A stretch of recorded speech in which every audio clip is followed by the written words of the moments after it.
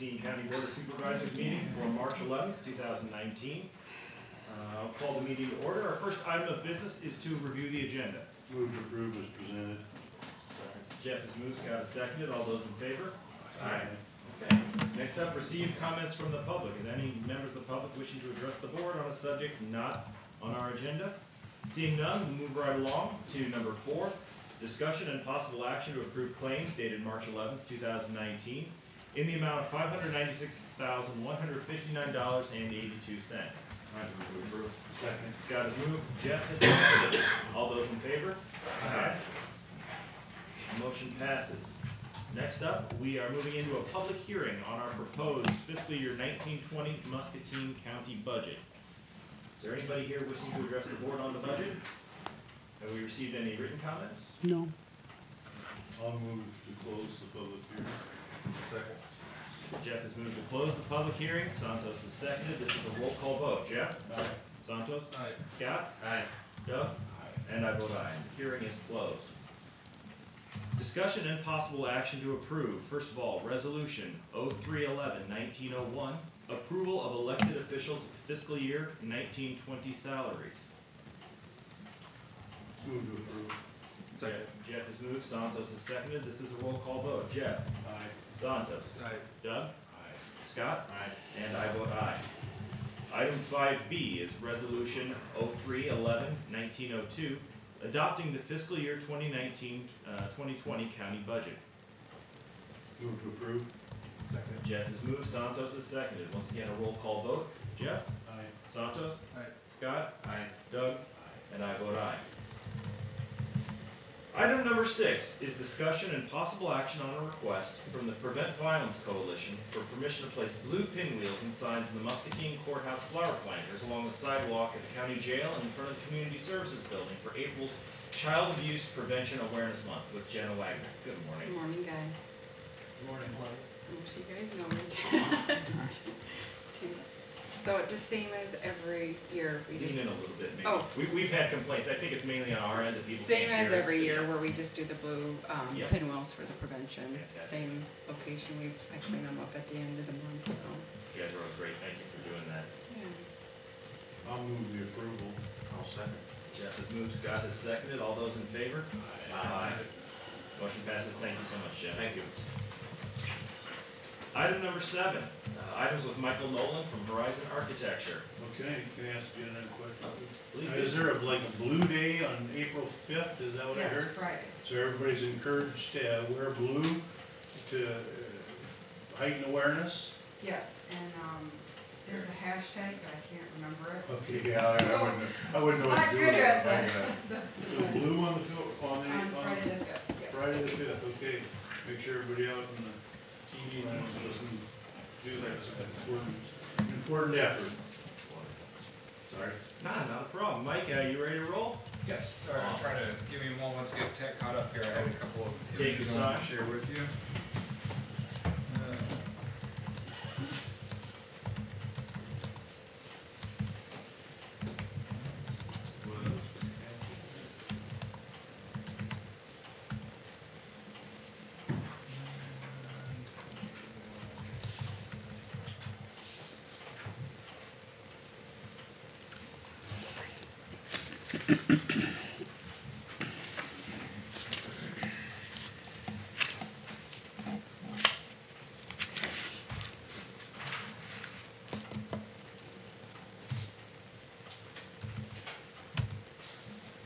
Well,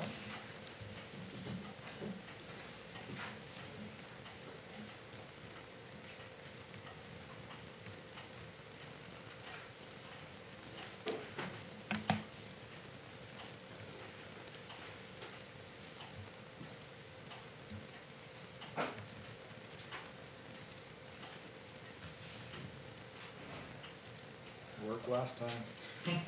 Did you turn on both things? I did. Okay. Yeah. I'm gonna give it one more try and then we'll just pass for this time. There you go. Let me see your courthouse shadow. Exactly. Afraid? Okay, yes. All right.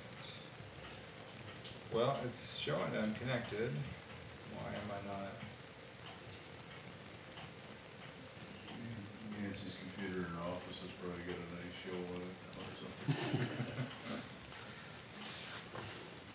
Unfortunately, also, as much as I know about that is you turn both things on, and then we call IT. Hit it? That works. That's what I did. Computer hammer. This is apparently a different system than we had before. We changed the projector and I think the connection. Yeah, it's got like a computer or something. Do you want to wing it, Mike? Well, I had, we can share them afterwards. I had a couple of images that would hope to explain what we're trying to do, mainly for the change order. So would you like to start with that, or would you like to discuss? It's your baby, take it away. All right.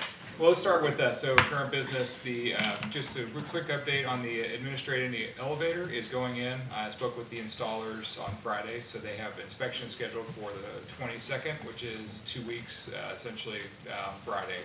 So the elevator should be, barring finishes, if we need to do that, up in operation within 2 weeks in the administration building. So everything's cruising along pretty smoothly there.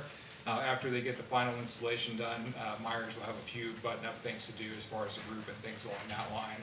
But I don't think there's anything that's going to bar using the elevator but essentially once the inspection is complete. So I would say the original schedule we provided for that, I think, was the 26th. We should still be well on track for that.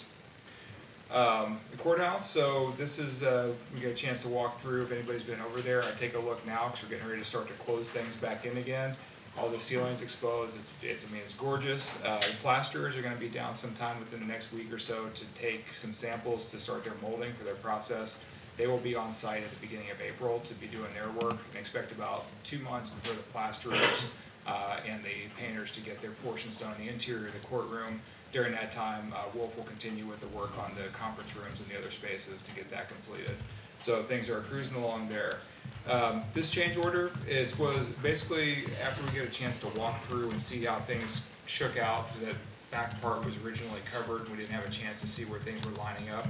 The recommendation was, walking through with Sam Paul, the foreman over there, there's one wall with that smaller conference room towards the back, which is kind of about 1.5 feet off of one of the coffers in the ceiling or one of the beams.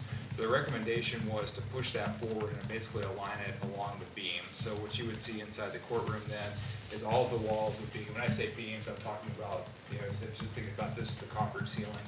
All the walls will align directly underneath that, except for the one portion where it jogs back over on that larger conference room.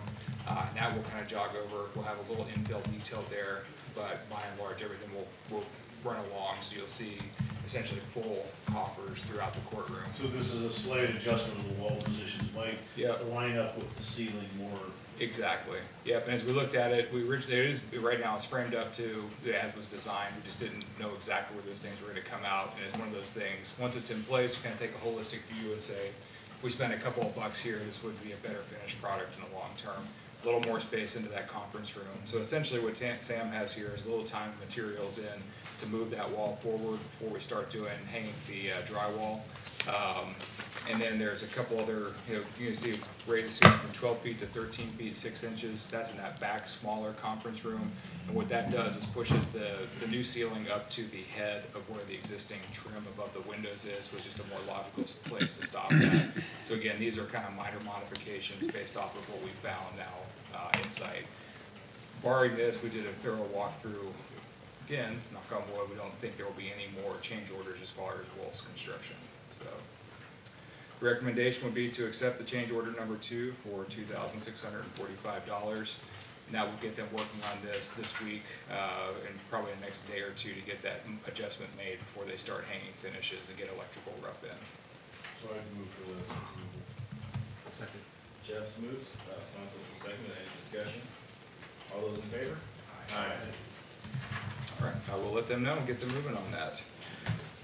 All right, sorry to pile you up with all this stuff, but Sherry and I talked through this. This just seemed the logical way, more or less, to get ourselves organized for the year and get things moving to execute the facilities master plan we discussed.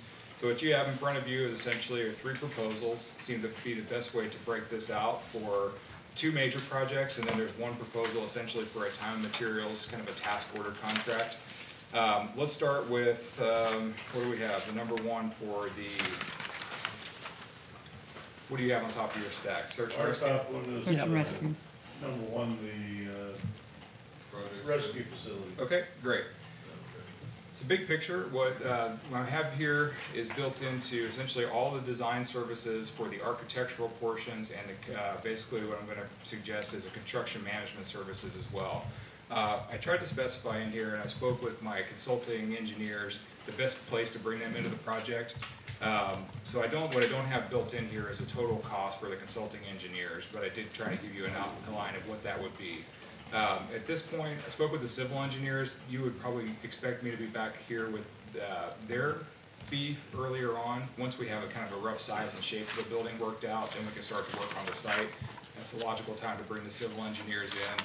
And then once we have kind of the site and what we'll call the schematic design, so the size, the shape, the overall piece of the building put together, that's when we'll bring in the structural engineer and the mechanical, electrical, and plumbing engineers at that point. So what we'll do is as those guys get layered in, I'll be back here with their proposals and essentially get that layered on as additional services under my contract. It seems to make the most sense on how to get those guys on board. But more or less what you have here is the design, the architectural portion for the programming and schematic design. What programming is just basically we have a broad swath of what we need to go into that space, but the programming is refining of that. So sitting down with Oscar, sitting down with Search and Rescue, whoever else we need to really start to define size and shapes of actual spaces to go into the building. Then we use that as a basis to start to lay out what's the overall footprint of the building look like, the size and the shape of that, and getting things refined. And then through the schematic design, then we start to really take a look at what's this going to look like, starting to get an idea of structural systems, approaches, where on the site it goes. So that's what is really more or less involved in that first portion. For this particular project, I think that's, we've talked about, that's a fairly important site. I would like to have conversations with the city of Muscatine and also with the H&I Corporation, as that's kind of a transitional site. So bringing them not as telling us what to do, but kind of getting their input and garnering opportunities to more or less collaborate and kind of craft that space to be something that's kind of a transition between the county and the corporation and the city there. So that would be more or less, I think we'll get input from them on site approach design. Some thoughts initially are maybe they would want to look at potentially doing a public art piece or something if we could find a place to carve that out there. So don't know where that goes, but I would like to bring in kind of the major players in that area into the conversation with your permission. Construction documentation, that's more or less getting the plans together to get our public bidding process going. And then what you're going to see here at the bottom is I'm suggesting a construction manager as advisor role. So right now, what I typically have done is contract administration, which is I'm kind of on the outside monitoring. What a construction manager as advisor does is allows me to have a little more agency on your behalf. So what I do is I pull in more kind of responsibility for scheduling, for kind of keeping things on track. It's a little more day-to-day check-in. What this does is gives me a little more of a hammer over top of the contractor to keep them moving along. So if I just come here and say, hey, the contractors haven't started yet, that gives me the power to kind of organize on the county's behalf, pull them in to be leading meetings to keep things moving along. For a project of this size without a dedicated, like an overall, county facilities manager, that's a role basically I would be fulfilling on your behalf there. So at the end of the construction, I would kind of take off my architect's hat, or in the end of design, take off the architect's hat, put on the construction manager hat, and then I would kind of wear both of those hats throughout that process. And the way that's set up here, you'll see is that essentially there's a scope of work for the architecture and design that gets us through design, and then basically jump into the kind of construction management after that. It's two separate agreements. I just wanted to break that out so you can see the total for the fee in there includes all of that service. And Mike, you said the civil structural and heavy engineering you didn't include in this proposal. That's correct. Did you spitball what that would look like, or? Yep, under the last paragraph for fee proposal there, you can see for civil, mechanical, electrical, for a project of this size, I would anticipate that the total of their fees would be around $25,000 additional. And the way that will go is essentially be just a pass-through expense, just keep them under my contract, just makes it easier all the way around, so they'll be my subcontractors. Okay. And those costs have been included in the project. That was my next question, so in our project proposal and what we talked about earlier, that we anticipated all these costs and built those into the project schedule. That's correct. The cost that we laid out included design fees, anticipated design fees. And I can talk through each one of these, or do you want to do a separate? They're listed separately on our agenda, so Okay. So I'd make a motion, we approve the service order 19001 for a lump sum fee of $40,000. Is that right, Mark? I had a question. What did we budget for this building? 750? No, I think we For had. the two, I think we have $1 million. I think for For our bonding, we split out the maintenance piece of it from the search and rescue piece of it, but for the building itself, we estimate $1 million.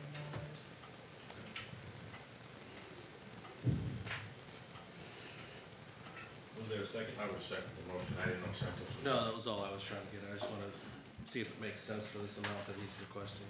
Jeff has moved, Scott has seconded. All those in favor of adopting service order 19001, please signify by saying aye. Aye. Approved. Second one is the deputy quarters.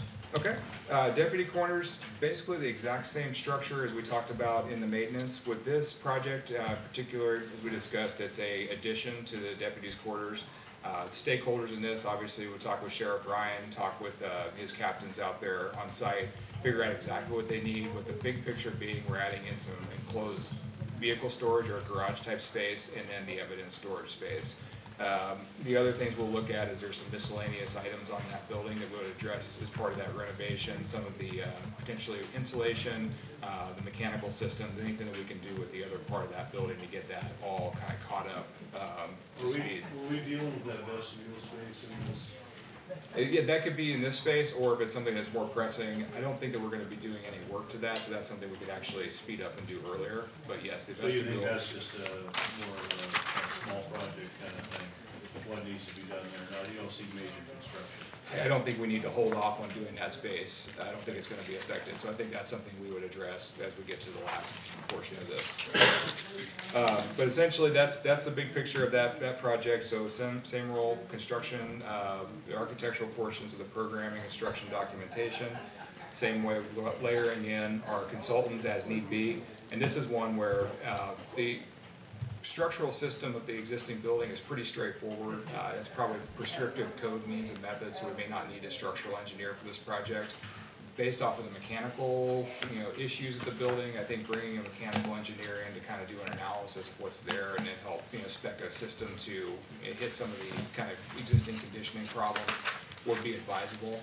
And then there's also a generator that's likely to be affected, which is reason for an electrical engineer. Is that building done more like a traditional residential? Absolutely. HVAC system? I haven't dug into the HVAC system completely, but the building itself is straightforward 2x6 exterior wall construction with wood trusses. It's going to be fairly easy to add on to. Again, that's one to see exactly what we need to do before we layer in the consultants. The other thing my engineers will always ask me is like, well, what am I doing? So that's the other reason to kind of hold them out for a little bit. And then the same thing with that would provide the construction management role. And the total for this would be $21,000 with $15,000 for the consultants. At additional will be my expectation, and again, I think that's a maximum we would see there. We may need civil engineer, probably not a structural engineer, and then mechanical and electrical. And we won't really need plumbing, because I don't think we'll expand any of the restroom or any water facilities in the space. In this, again, we will prepare the two separate contracts, one for the design services, one for the construction management. So now the evidence storage, this was to replace some of the stuff that they've got going on Washington Street. So this consolidates that all out to the sheriff's complex out there. That's correct. The intent of this space is to take the functions that are currently in Washington Street, combine them to Park Avenue so that we can get them out of that Washington Street facility altogether. Okay, and then what's the vehicle storage was I don't know if that's surplus, but other additional quote cars that he's storing out there, or? This is not, so this is not storage, this was just a garage space to park essentially deputy vehicles that are basically, deputies that are on patrol or on duty during inclement weather to have a place to put their vehicles inside, essentially to address the issue of having to go and clear snow to respond to emergencies or calls. And then to have this, right now in the Washington Street facility, they have some minor maintenance that they do apparently from time to time in that garage space. So it's more or less a replacement for that, but primarily the intent of this was to pull a deputy vehicle in time during inclement weather and not have to have that extra time to clear it off when they get called.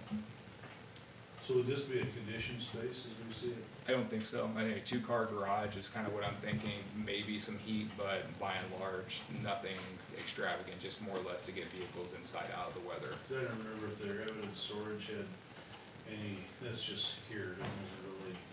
So the evidence storage, I think I treat that as almost a separate part of the project. So I think that would be atmospherically and environmentally separated from the garage, and that will have, based off of the requirements, we had either a long-term storage, short-term storage, narcotics potentially storage, firearm storage, and all three of those, or all those are gonna have slightly different requirements. So what I'd anticipate is we'll probably have a couple different areas, which will have either independent venting or potentially humidity control depending on the requirements. So those are gonna be more specialized spaces for the evidence Are storage. those spaces going to be, is the security for them going to be integral to the construction or going to be added later? I would say integral to the construction, so one would be just physically how we build it, and then as far as the extension of any sort of monitoring systems, we can discuss that as we go through the construction. Yes. Michael, the construction management, is that something you're saying you're gonna just take your hat off from being an architect and then doing that management as well? So I kind of wear two hats, so to a certain extent, I'm already doing a lot of those roles here, so it's kind of a construction admin plus is just the kind of role I've worked into with the projects. So yes, as a construction manager though, you'll see me more hands-on and day-to-day, monitoring the site, just more plugged in with the contractors. What this will also do is we can discuss, typically we send all of our projects out for a single prime, but this may give the opportunity, if it makes sense, to break out to save the county some money on this overall general contractor fee by doing multiple award packages. So we may have a general construction package and then potentially like a mechanical, electrical, plumbing that would then I would have the coordination responsibility for those. Okay.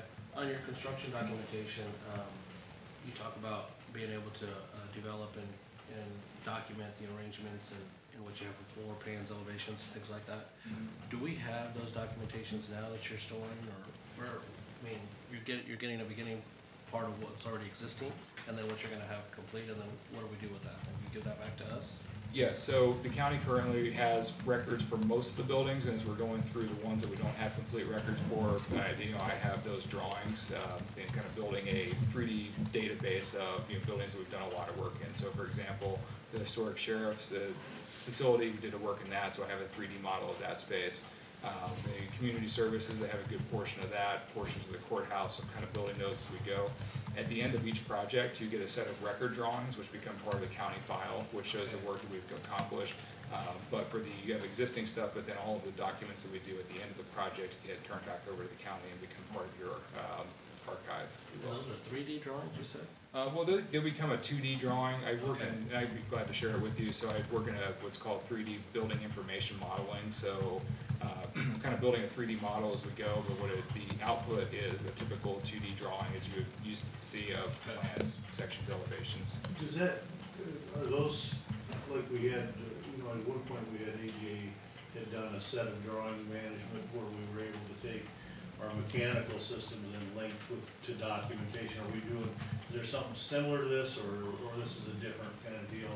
Or is we maintaining it in the same kind of repository? Oscar will, whatever's provided digitally, will load that into that same program. Right now, what we have are buildings we've done mechanical work on, and we hadn't done anything at the sheriff's office, so once that's completed, we'll load that information also. So we have one digital repository for all of that information, O&M manuals, So a number of years ago, Santos, we had one of the engineering groups, when we did a bunch of projects, we created a drawing repository, and then they had, where they actually, I think they actually put links in the drawings to all the model numbers and the maintenance information and the maintenance procedures, so it's all electronic and Oscar Warranty manages it dates now. and, Yeah, it's all linkable in drawings. And So it was like in PDFs or an AutoCAD or some sort of. the AutoCAD, Okay, and so then that's what you're bringing in, but that's why you're bringing them in 3D and then taking them to 2D and then bringing them over or convert. Provide whatever you guys want, so. Well, I just want them to be consistent is what I was trying to Absolutely. get at. That's why I was asking about what we have in place now, what you're doing for updates. That way when somebody comes down I 10 think years down they're the all road. 2D DXFs today. Yeah. well, I think we have either on disc or hard copies in the auditor's office too. You're the official repository for that, so. Yeah, and so all I'm trying to get at, Sherry, is just that when we look at this, it basically says that he's gonna be responsible for documentation once it's complete. I just wanna make sure that whatever hardware we end up getting in software conversion from what he's doing to what we have in place is consistent with what we have. That's all I'm trying to get at. Absolutely, and like, for example, when I work with the state, when we get done with the project, we'll, things get published in a PDF format for bidding, but then we'll give them a record drawings, a PDF, but then we'll also give them DWG, so AutoCAD drawings, which are fairly interchangeable. It's kind of dumb compared to what's out there these days, but not everybody has the ability to access the 3D models at this point. So the DWG or DXF is usually the interchange, and that's something I can coordinate with Oscar and make sure he has those. Yeah, just so we can see like office spaces, like what you're talking about, Yeah. size, dimensions, things like that. And it's a great resource, because that's the first place I go when I start a project, is upstairs to see what we have. And anything that's digital, we certainly start with that and then complete our survey work to verify what's there. But if you don't have to go through the incomplete task of surveying the entire building and recreating from the It's ground up. critical just for future use as far as documentation from our Absolutely. perspective, just to say, okay, 10 years ago, what did we do? What did it look like? What's behind this wall? Things like that. Absolutely. Okay. I've got a question. On your evidence storage, it'll all be a climate controlled facility, obviously, am I correct? Yes, sir. On your garage area that you spoke of, you stated, it would probably just be a two-bay area. Is that sufficient for what we're trying to accomplish? From initial conversations during the master planning, we did talk about, so we originally had talked about doing the kind of a two-bay garage and the storage as one piece, and then having more like a lean-to shed, and that for the extra vehicles. And that was, I think we made the decision to take that out to encourage the sheriff's office not to hold on to things they don't necessarily need. So what we put into the master plan as the requirement was just enough space to have, typically there's 2 deputies, I think, or maybe more on patrol, with the number of deputies that would be at the quarters at any given time. This is usually about 2. Speaking with the sheriff, he says, I don't really want them sitting there, because their job is to be out in the county on the roads. So just from the time where you may have a deputy back in, either filing paperwork or temporarily back to run in and take care of stuff, is to have a place to put their vehicle. The other thing is they have talked about radio upgrades, things along that line, that they may be doing just some minor maintenance on the vehicles, to have a place to come in out of the weather, and then also have to have some storage for these pieces. By and large, most of that stuff, as I understand it, is outsourced, so it's contracts, so they're not doing a ton of work necessarily. It's just more of a shelter for the vehicles, so we don't really have to push snow and ice off of them when it comes time to go.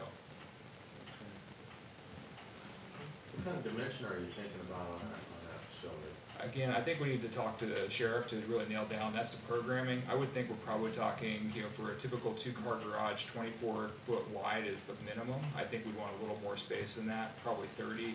24 feet is a good depth, and then I would think for the evidence storage, put me on the spot here, but I think we're probably looking at probably 400 to 500, or maybe 300 to 500 square feet for that. So what I want to look at is there is a current area in the building that has some evidence storage. So if we could repurpose that space and to maybe hit some of the things that don't have the maybe security or meet the environmental requirements for the building, or retrofit that space, then I would say first start with what we have, and then only add on as required to meet any specific requirements that can't be met inside the existing facility. I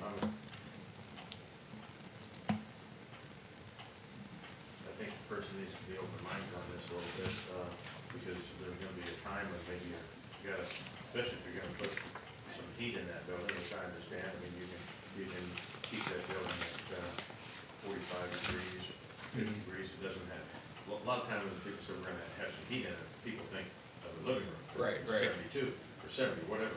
And so, I understand the point, it makes very good sense to me.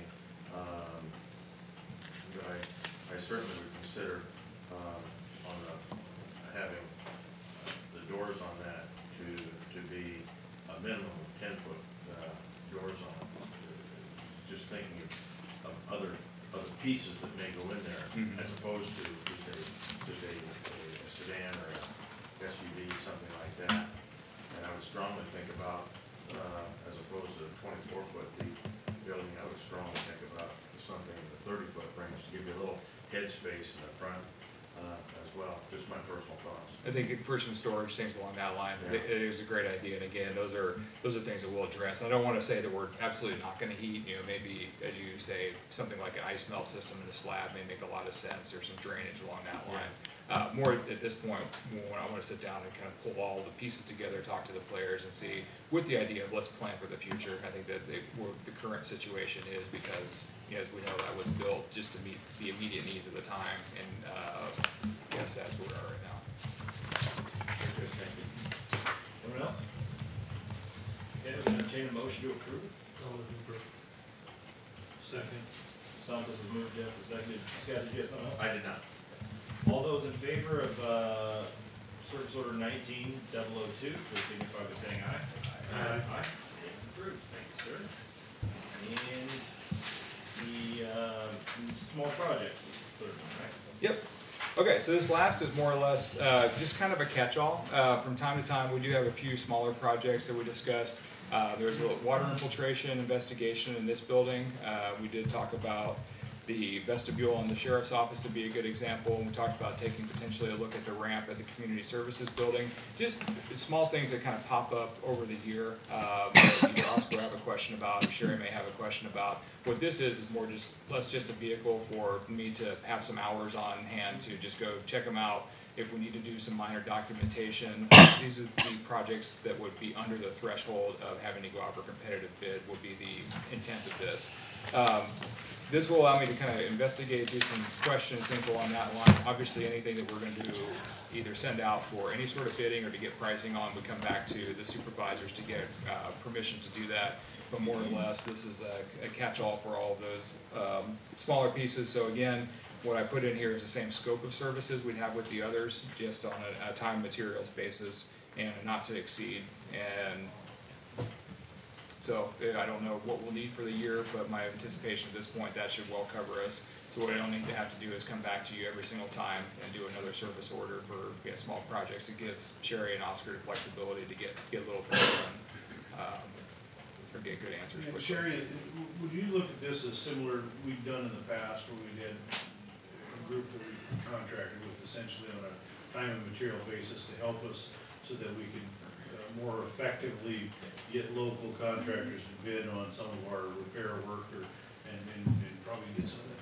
So the question I have is, do we really want to put a not to exceed on it, or should this be a time, because I mean, what if it goes to $15,010? Is that? Right, and, you know, we're gonna be looking at the entrance of the county attorney's office. Yep, that's another one. We've got some Bathroom. facade issues, yes, for this building, some things like that, Code compliance in areas. right, so. I just, you know, I mean, I like the idea of having, because it's proven good to us in the past where we've been able to get, you know, one of the comments I always got, you know, from local contractors was, why don't you guys ever use anybody local? You get all these big guys. Well, it's typically because you wait till you get these large threshold projects before you bid anything, and they're really not plugged into that whole world.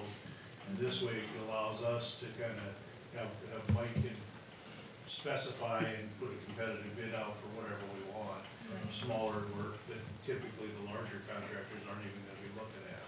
And this kind of identifies how much we're gonna be charged, you know, for Michael's time, so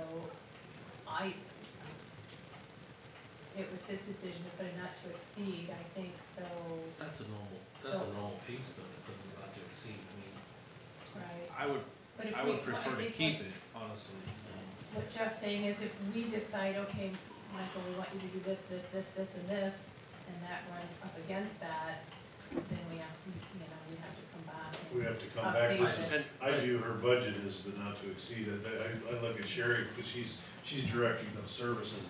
So I agree with you, we have a number that we're gonna spend in a given year. He's putting down right here $100 an hour, which is extremely good from my perspective for what he's doing. And logged not to be tracked in 15-minute increments. So basically, he's already saying how many hours. We think about how many projects we have, and we look at how many you have out there, thinking about how much time he's gonna assess to it. I would rather look at it and say, okay, he's 3/4 through the way through here, he's already budgeted to it, and now we're looking at it, and we come back and we discuss that before we start saying, hey, let's just go ahead and take off the not to exceed, and then we find out it's at 43,000, and we didn't have that discussion. And I'm not saying that we can't get to that, but I would rather have the discussion. I don't have a big problem with it, I just didn't know, I didn't want it to hinder us from getting projects done, but we can change that, we can do it relatively quickly, so it's not a big Well, deal. and we have some larger projects going on for the next fiscal year, so, I don't know how much time we're gonna have for an awful lot of these miscellaneous projects, so. Well, there's a lot, and like what you said earlier, Jeff, I think it's good that we have these, because you're gonna have a lot of potential for local contractors to bid on those too. Yeah. That should be good. Do we have a motion? So I move to approve. Second. Jeff's moved, Santos is seconded, approval for 19-003. All those in favor, please say aye. Aye.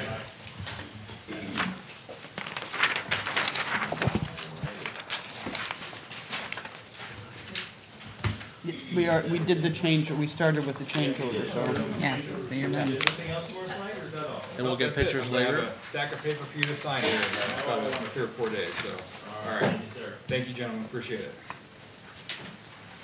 Next up is item number 8, items of planning and zoning administrator Eric Furnace. Good morning, sir. Morning. First item is, we had one variance that the Board of Adjustment acted on. They did grant this variance. It was to allow Brian and Christy Cox to build a pole building in the front yard space of their dwelling. It would still be the minimum 50-foot front yard setback. However, the board accepted the topography, the location of the geothermal, septic, electrical components is the limiting factors that created the hardship, so they did grant that variance. They found that it's also consistent with multiple adjacent ag properties out there that have buildings like this, so it doesn't take anything away from the general characteristics of the location. So one variance granted for a pole building in the front yard space of a rural residence. So I move to approve. I'll second. Jeff has moved, Scott has seconded. All those in favor? Aye. And then there was one special use permit granted for a rural residence. This was on a piece of property just west of Adams Corner, Highway 22, Highway 70. The Nichols turnoff is commonly known as on the north side of the road. Some ag property that's lower CSR, family member wishing to build a rural residence that met the requirements for setbacks, low CSR, adjacent to a paved road. They've worked with the DOT already on getting their access permit, so there was a rural residence permit granted for that. Eric, you said it was on the north side? It's on the north side of Highway 22. Yeah, there's a center pivot irrigation system there. Yeah. So, yep. So, and that was the extent of the Board of Adjustment meeting on Friday. I move to approve. You don't, that one you don't approve. Especially with this review. So, Anything else, sir? kind of been monitoring the river forecast. I think Brian's gonna talk to you about that. We've been talking and trying to stay in touch as we watch what's gonna happen there with, Start filling sandbags? we hope not, but I think Brian will talk to you a little bit more about that. I don't know if at some point you come back, I've been talking a little bit with Eric and we've kind of been communicating, there's a number of bills going through the legislature. There's one through the county attorneys, one Senate and one House, all dealing with contractor and contractor fraud, which could have implications on how we enforce permitting and those processes. And I've been talking to Eric a little bit. I mean, it looks like they're getting some pretty significant traction, so it might be things that this board is gonna have to wrestle a little bit with. What do we wanna do as far as practices in the future? So, and I think, you know, you've talked a little with the city as well, of kind of where their heads are at on things. I've reached out to the city, we're gonna have a staff level meeting and try to talk about that, as well as some other topics, just in the pursuit of consistency for permitting inspections if possible, and how things like that work, so. But, yeah, I don't have any updates on that particular bill. There's quite a few strange bills that were thrown out this year that we're monitoring, all the way from hog confinements and proposed moratoriums and revamping the master matrix and cell phone and telecommunication tower issues. And so we're trying to keep our eyes on a number of those. Several of them we don't expect to even make it out of the funnel, but. I've had numerous contacts on the solar legislation. And, you know, I don't think it has a huge impact in Muscatine County,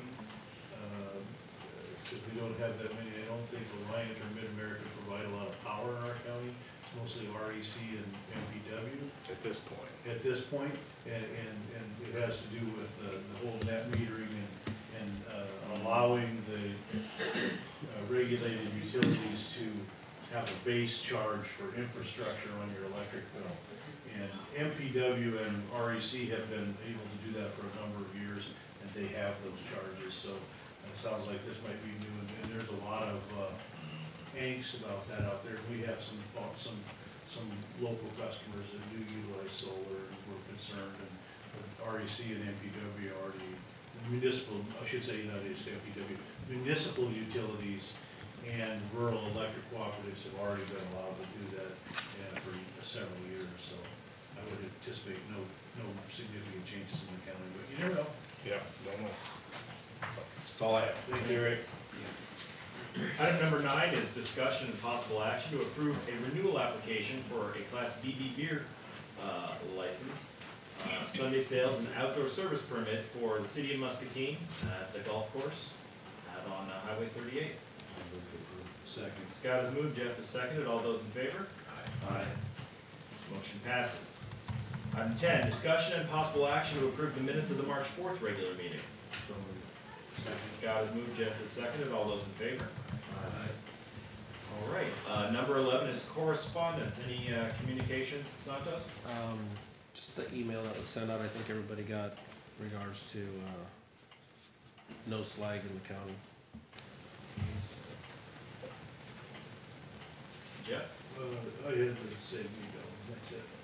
As did I. As did I. That was it, yeah. Scott, Doug? Same here, I did have some correspondence, I had talked to Chuck Furman, had a water problem, and all I did was talk to him on the phone, it's already been looked at. Decided that it's natural waterway, so there's really nothing to be done there, so, great, that was it. Doug, how about committees? No. Scott? I had no committees. Let's see, last week, on Friday, I had the 7th Judicial District board meeting, the Davenport, just some reports, some budget talks, things look to have improved a little bit because we're getting some more federal inmates for the entire district as well as just in Muscatine. And on last Tuesday, Jeff and I met with members of the Farm Bureau, attended a meeting, answered some questions for them. Jeff? Yep, the Farm Bureau group, and then I had on Thursday, whatever day that was, EMA Commission and E911 Service Group. And Santos? Had a informal meeting on Friday with the WE lead in regards to repairing the front facade. Been in pretty bad need of repair, and kind of had like an emergency meeting type to vote on getting an approval. We're gonna be looking at potential funding sources to try to get that resourced out, but right now we had to get the front facade repaired before it essentially collapsed. Yeah, I had a little conversation with Sherry and Nancy about that, so Santos and Doug probably don't remember, but you guys remember, we have the county had some housing funds. There was originally a grant from the state, dollars that we got for back when West Liberty Foods was Iowa turkey growers. And after, it was a loan to them that we got through the state that we got the money back and we were allowed to keep it if we were gonna use it for specific purposes. It's sat in our coffers for a long time and not much happened with it. So we went back to the state and approached them about what else we could do with it, and they basically said they didn't have any record of us having it, so we could do whatever we saw fit with it. It has been sitting in a fund. The one thing we have used some of it for, it was originally, I think, 125,000, and it's down to 79.8. The funds that we have used is for participation in the Mercer Muscatine revolving loan fund. So one of the thoughts that I had was, they may need, they've had a couple of blows dealt to them here recently, and so something this board might consider would be, is if we did it like a revolving loan fund, where we did a short-term, no interest loan of that dollars repayable to us on a flexible time frame, so that they could kind of bridge this issue. The challenge they have, and for those that don't remember, is a number of years ago they did a joint program between the community college and West Liberty Economic Development. They created that regional learning center. It was really getting some great traction. They run some apartments upstairs. They have 3 apartments, market rate apartments that they rent out. They've had great success with. And then they have the Economic Development Agency, and the chamber was actually renting it in there as well. And then MCC held classwork over there, and they were doing a CNA program, and so a number of really good things going. Well, now they can't have people in the apartments because the facade is tipping off the building, and there's some concerns. So they can't have people in their apartments. The MCC is no longer, they've halted classes in there because of the concerns. So you've got an organization that's been dealt a heck of a financial blow, and I just think they're going to need some help bridging. I don't know if they've had success with the banks, or they're going to banks. They did reach out to some of the banks, yeah. And West Liberty's always supported it well, but I think that, we might want to think about that if we could lend a hand to the economic development group, because they've done a good job, they've been making good traction. We have those funds available.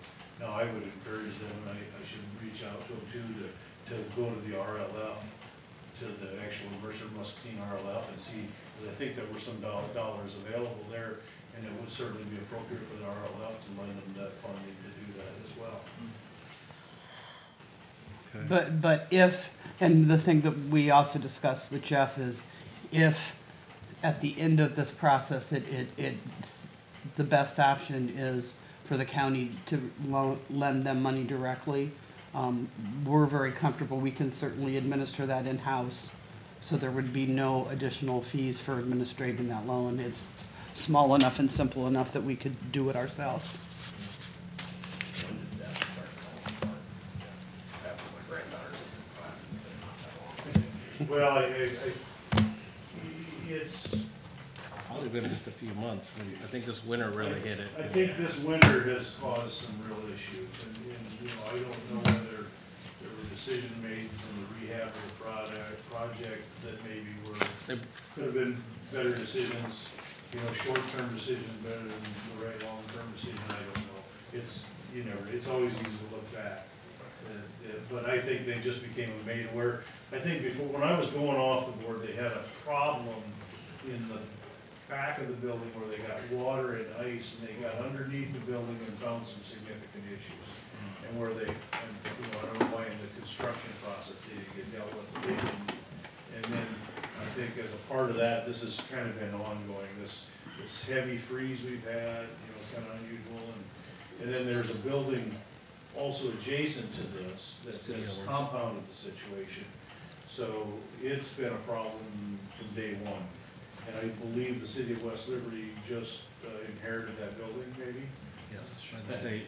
By the state, and have some mandates to get it done, and then, so that's, they've reduced funding to Wheelie at the same time because of that. And so now you have an organization kind of in a little bit of turmoil. And I think we've invested in that over the years, and I see this as a short-term problem. I was looking at the financials, and when I was on that board, those apartments were really helping that organization. with sustainability. So I think if they can just get that facility back, get MCC back in there, get those apartments rented, I think they can work through the rest of their issues. But they're just gonna need some time, and I'm not sure debt load is a great thing to put on.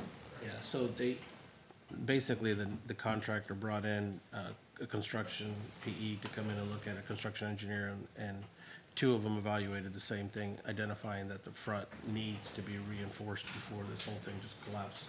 So they barricaded around the outside of it, and then the structural engineer came in and told them, you need to go all the way down to the foundation and reinforce and then re-pour new concrete footings, put in new I-beams structurally up through the front, and then start reinforcing that and connecting it to the building. And then once they go into that, then they'll start breaking back up through that. So the meeting we had on Friday was basically approving the contract to start doing that before this whole thing just gets to the point where it's beyond. And Kinda like the situation we had in the historic jail, where you got the structural engineer, the facade is tipping away from the building. And in the old brick buildings, they used to pocket them and then set all your floor systems into those. And and I'm sure that's what they've got going on. So the concern is if it falls out too much, your floors will drop. So they've got to get in and shore that up and either tie or. they're gonna tie in with existing 6x6s and then some 2x6. I can't Yeah, remember. It's and pretty they, big stuff. you know, over there, they cabled in, they were able to secure it with cabling and hold the wall, but you never know what's gonna happen. Maybe, so the bottom line is, you know, they're gonna be faced with a pretty good chunk of change pretty fast. Yeah, that sounds like a great idea. The best part about it is they're fortunate in the sense that they have some apartments that Generate revenue. And Well, they're empty right now, though. yeah, No, I understand that, but that potential is obviously there. Yeah, that's the point, the longer they're empty, the worse it gets, because The worse they've it actually been built up to where they had a decent cash on hand before all this happened, Sure. so. Well, the committee is a good committee on the board, and so we're looking at different ways and going out and reaching out to different banks and trying to look for funding, but I think this is a good opportunity for us to be able to help out. The contract that we did with the contractor is in phases, so I think the cost that they're bringing up front is, I think, somewhere between 25-30 grand to get started, and then that's initial, them getting all the equipment, material, get everything started. So probably in a couple months, by the time they're almost 50% or probably 75%, that's when the next funding need is gonna be for that group. So, I neglected to mention, it slipped my mind, I also had on Wednesday, the 6th, Muscatine Community Health Association meeting. All right. Next up is item 13, receiving information from county employees. Brian? Give us good news. I wish. That was worth a shot. It was. Good morning. On behalf of Muscatine County Emergency Management, I received a spring flooding outlook from the National Weather Service. Basically, we're looking at the Mississippi River is greater than 95% of major flooding. The Cedar River is greater than 95% of moderate flooding. Conditions are favorable. We have this winter, heavy freezing, there was frost line, so we've got, ground is frozen, ground is already saturated, so any rain runoff that we get is going to flood our streams and contribute into the rivers. So as a reminder, be cautious when water over a roadway.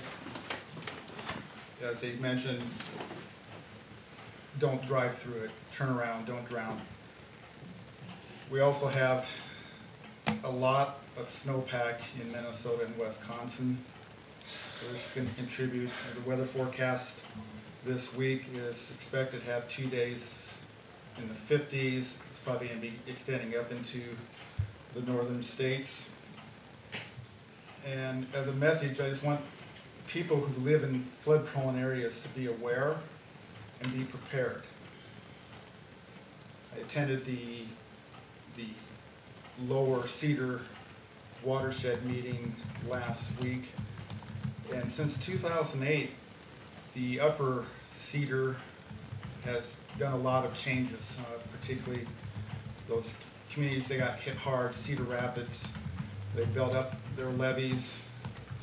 A lot of the floodplains aren't taking as much, so basically it means more water's coming downstream. So, again, those who live in cabins, flooded areas that are prone, just be cautious. I know people have lived there all their life, but once that water starts coming up to the floor, I'm more concerned as a former emergency responder that those people are gonna have to go out. You know, the water's gonna be moving fast. It could be at nighttime, so just be cautious. And as I said, I've been working with Eric. We're just gonna continue to monitor it. And that's all I have. Is the definition of major flooding, is it over flood stage? Is that how you would define it? They're just looking at the fact that everything is favorable based on the conditions that we have. So, yeah, there's been talk, there could be a 50% chance of it going over the record flood. So the Weather Service is just kind of giving us, here it is. Again, we just have to continue to monitor it. I will continue to monitor it.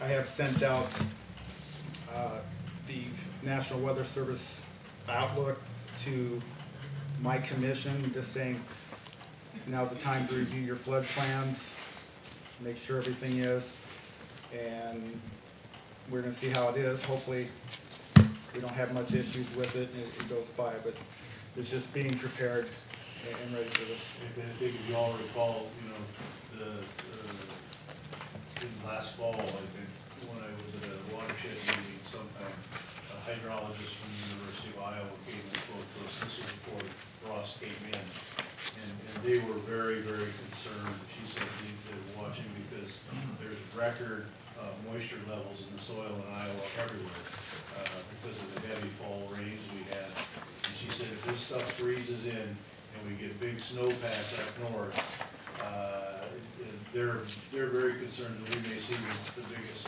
if we have any kind of amount of spring rains, maybe this may be record flooding this year. They're very concerned about it all over. So I think people need to take heed that we've been warning about this for a few months.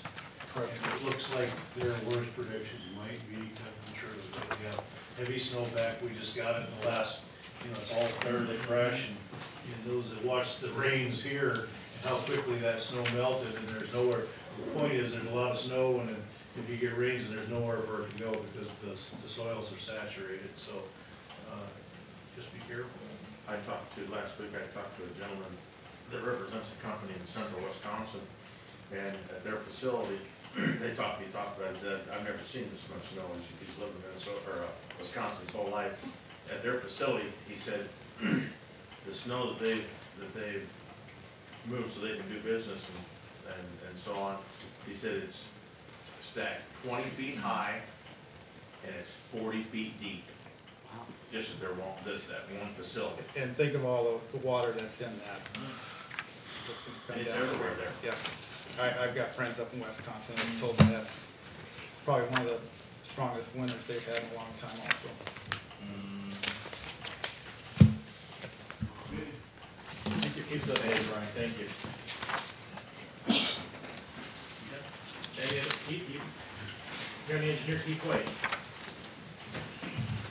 Yeah, good morning. That wasn't on my list, but I'll tie in on that for starters, and I'll answer Scott's question. And I can't tell you the Mississippi numbers. The Mississippi does not impact the county roads except very few places. The Cedars would impact us, but both of them, well, Mississippi 95% major, Cedar 95% moderate. If I was writing it, I'd say 95% major on that one, but we'll see. I hope I'm wrong. But anyway, minor, Scott, is when it comes out of the bank. So any flooding hits the minor level. Then there's a range. The Cedar, I can about tell you. So from about 13, and it's all based on what does it impact.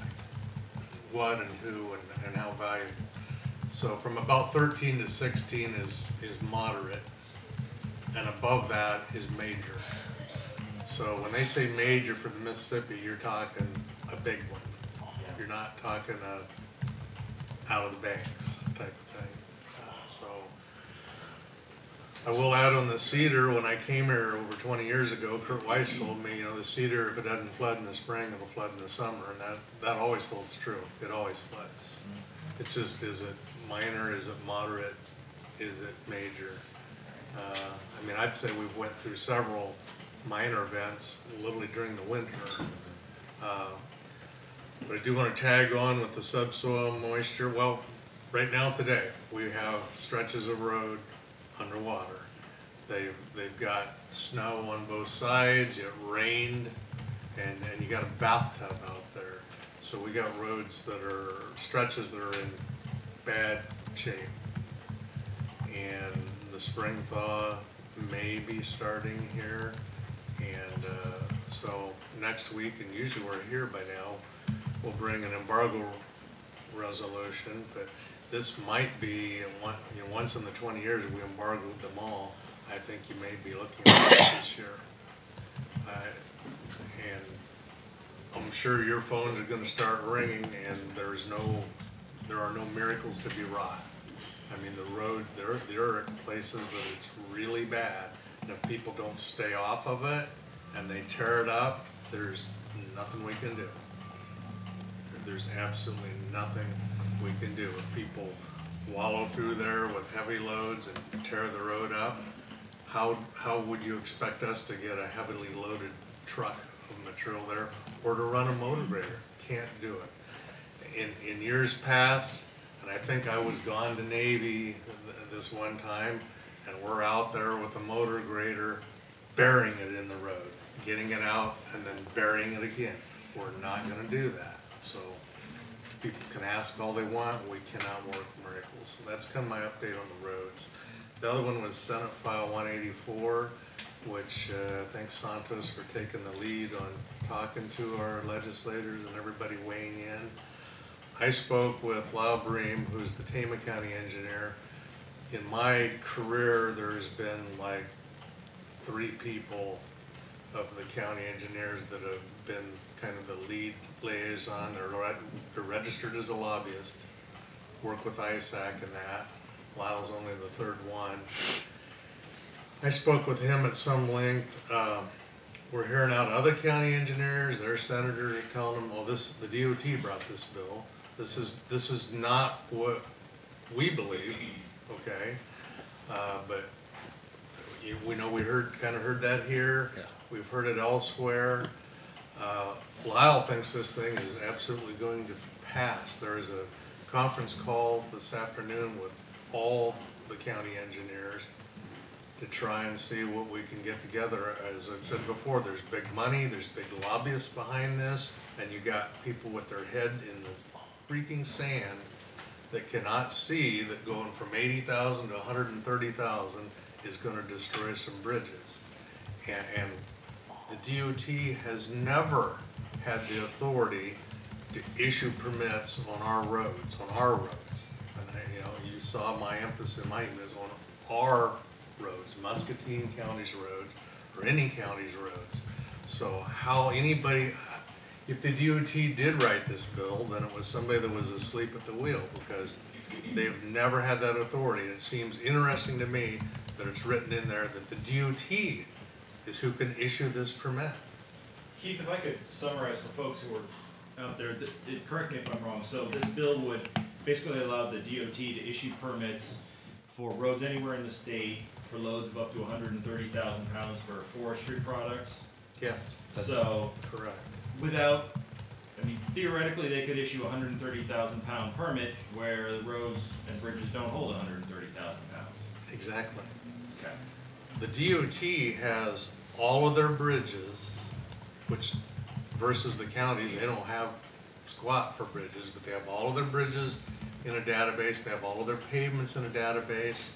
They can get the information on the load, press a button, the computer says, stay off of this bridge, that bridge, stay off of this road, but you're good this. They can do that. they don't know anything about our bridges. Mm-hmm. Okay, and you're talking literally millions to know that about the thousands of county bridges. So I don't know, hopefully something changes, but you know, it didn't do me any good to hear that Lyle thinks this thing's got the momentum to pass. And we've got county engineers that are national players. They're past presidents of national organizations saying, oh, look, our senator says, you know, it's a DOT bill, so we're all for this thing. So if I get anything more better, I will push it back out to you. So just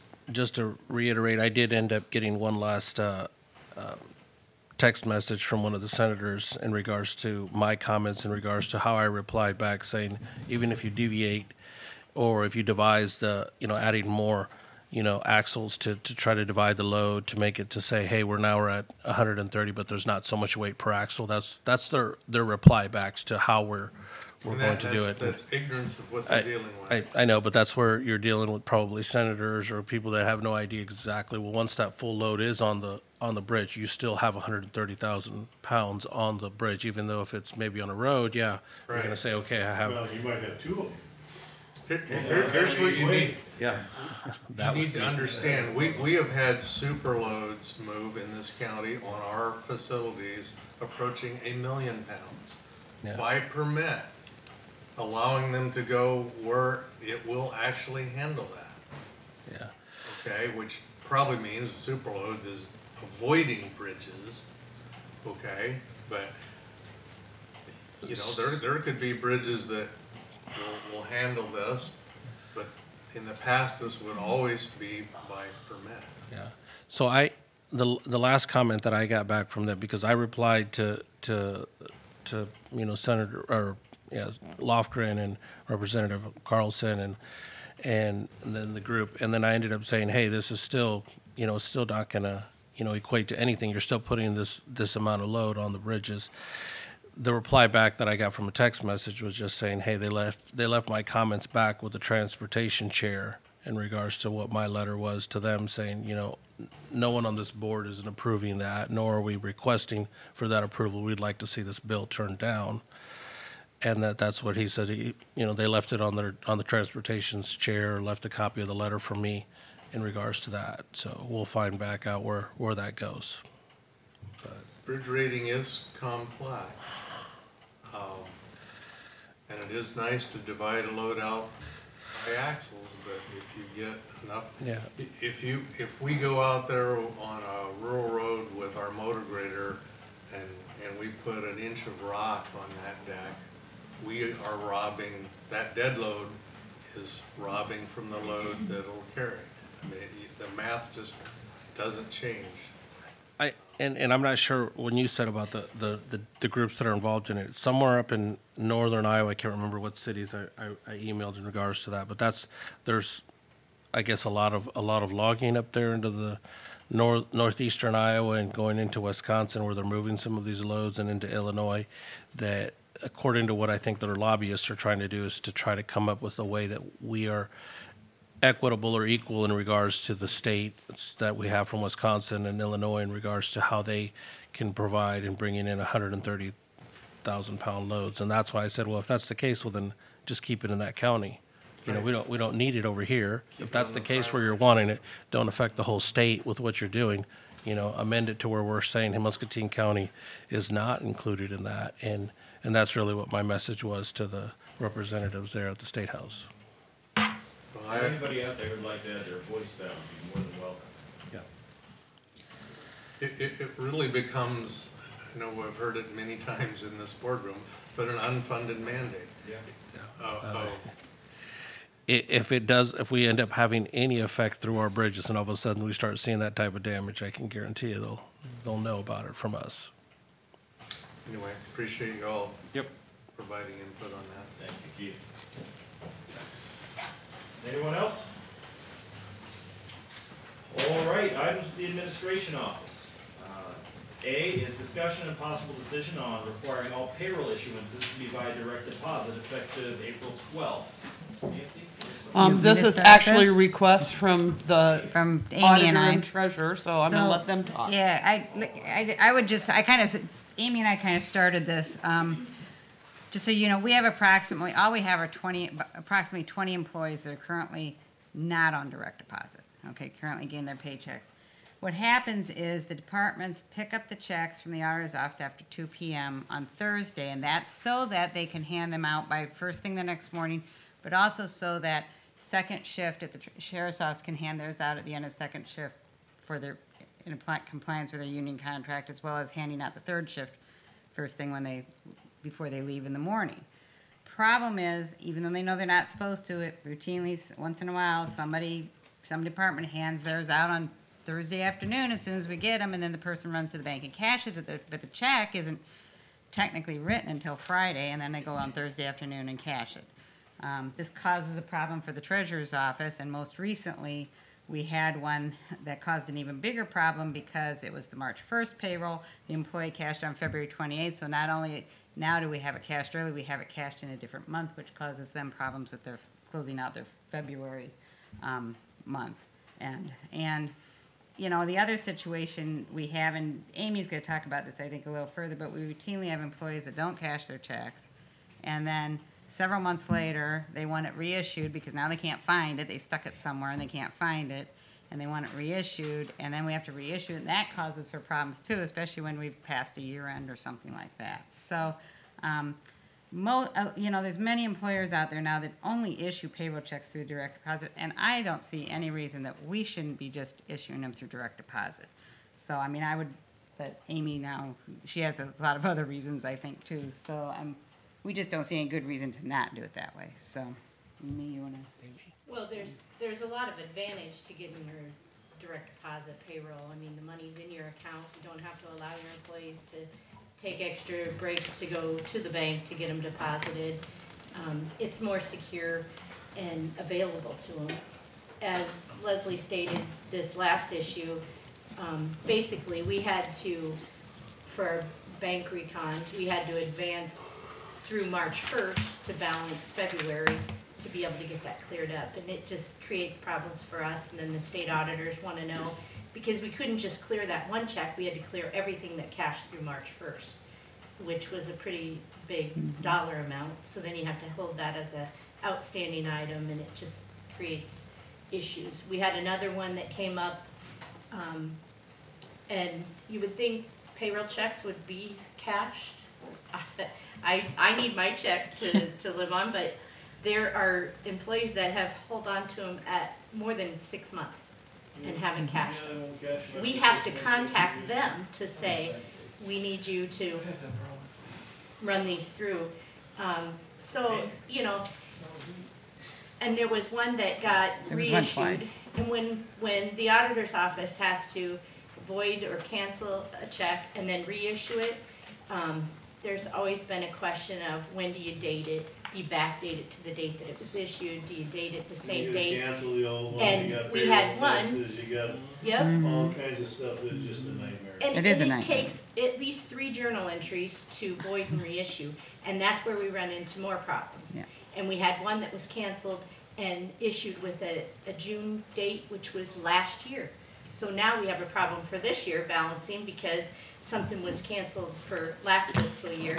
We can't backdate things like that, but so to avoid this issue, it would just solve a lot of problems if we put everybody on direct deposit. And I've never really seen any reason for a person not to be happy with direct deposit. Their money's there first thing that morning. It's all there. There's no hold on it because they're depositing check, you know. Well, that's the only reason I've ever known of, but. Why did I go there? There are so many more advantages. We said we need to educate the employees as well, because there's ways, you can have the money go to different banks, you can have different amounts. I mean, there's a lot of flexibility there with how they can. and it's just a matter of filling out Yeah. the forms. Do we have to bargain with this? No, the only union contract that even would still address this issue would be the deputies one. And the language in that, there's nothing in the language in that contract that would prohibit us from requiring direct deposit. We will have to do a procedure change in that typically when an employee leaves employee with us, the last check that they're gonna get, right now the auditor requires that to be a paper check. And the department head has the ability to hold that if they haven't, like for the jail, if they haven't turned in their badge and their uniforms and such. If we go to only direct deposit checks, what we talked about is creating a procedure where the department heads will have a form that they have to sign off on, that they've received back all of the county property, and then the following payroll, we would issue that final check. Right. I would still recommend we run it by Alan at least, the reason being, the feds have ruled that mandatory direct deposit is a mandatory subject of bargaining. Okay? Have them check if you don't mind. No, I don't mind at all. We certainly want to do it, want this to go smoothly, and we don't need a union grievance over it. Do we need written consents from employees to mandate direct deposit? I don't believe so, but we'll find that out. Great. Well, I mean, obviously those 20 are probably on there because they don't want direct deposit, so. Or they just never got around to Or they setting just it up. never got around to signing up, yeah. I mean, if they're not cashing checks, they might. Yeah, The bank might be in trouble. but we may not have bank, Well, It's just a we may not be change. able to get them. May not want to, or. Yeah, it's just change for people. Yeah. Change is hard. I've got people that still get paper checks, There's a lot of employers today that you either have direct deposit or you have a card that they put money. yeah. They will not issue it. Well, the banking has changed so much. I've talked to other people. They get a check and you can simply take a picture of it and it gets deposited to your account. But then that check can also be processed the old-fashioned way where it goes and you cash it or whatever. And then you have the problem that the check's cleared twice through an account and then it has to be reversed out. So, I mean, the direct deposit is just a lot simpler. Well, it addresses a lot of potential issues that we have in terms of processing that, and ultimately those issues can end up as state auditor comments. So it provides us some security in terms of proper accounting procedure. Good. Well, I'd make a motion that we do it contingent on the fact that the county attorney feels that it's allowable. Yeah, we will make sure that all the issues are addressed. Right. Even if it means a delay Delaying, there, we'll yeah. make sure that we've covered all our bases before we would move forward. Great, thank you. Jeff has moved, is there a second? Do you have a second on that, Santos? Yeah. Santos has the second, all those in favor? Aye. Anything else, Nancy? I don't have anything else. Anybody else? Going once, going twice? We are adjourned. Who moved in second?